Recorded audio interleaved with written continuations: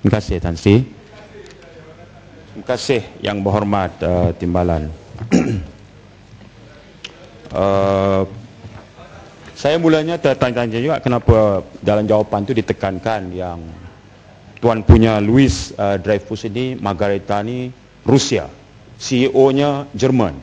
Rupanya saya baca ni suami Margareta ni pernah berperang Arab Israel dalam perang 6 hari. Itu tak disebut oleh Perdana Menteri. Apa, itu bukan isunya. Kalau sebut habis lah. Baik. Itu saya bukan itu isunya ya. Timbalan Menteri, saya baca prospektus ya, 139,000 hektar Felda Plantation punya tanah di lease ya, dipajak kepada FGV dalam pajakan jangka panjang. 139,000. Yang menarik perhatian saya ni dua perkara. Yang pertama, 42,646 hektar atau lebih kurang 100,000 ekar adalah kategori tanah reserve Melayu. Ya. Undang-undang yang mengawal tanah reserve Melayu ini dia tak boleh lepaskan kepada pegangan bukan Bumiputera.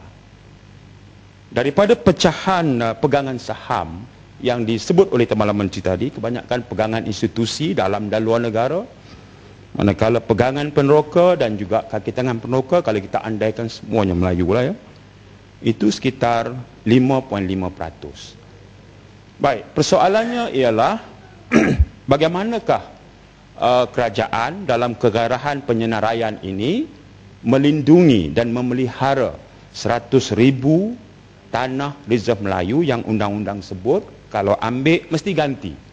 Gantinya di mana? Persoalan yang berkait isu yang sama juga adalah dalam prospektus itu disebut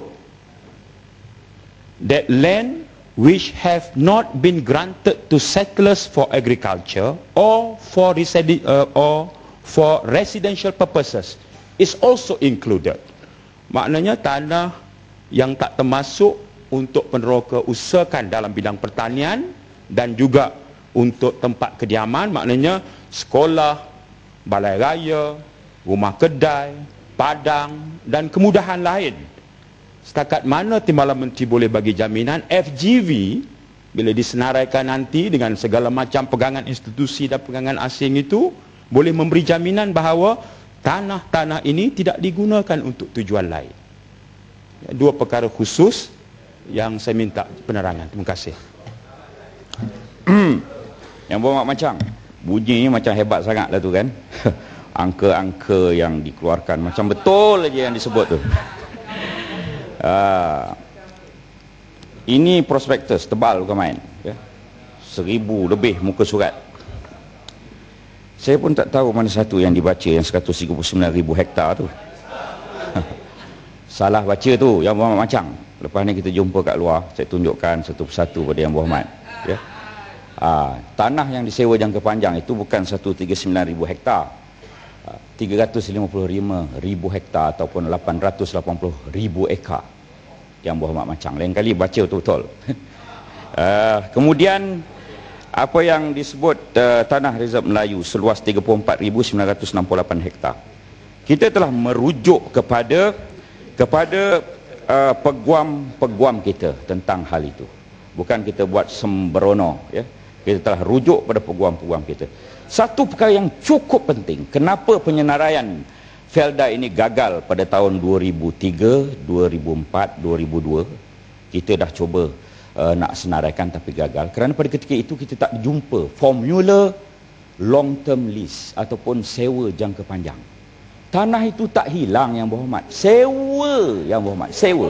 Tuan Berhormat tahu yang perkataan sewa tu, sewa. Sewa jangka panjang.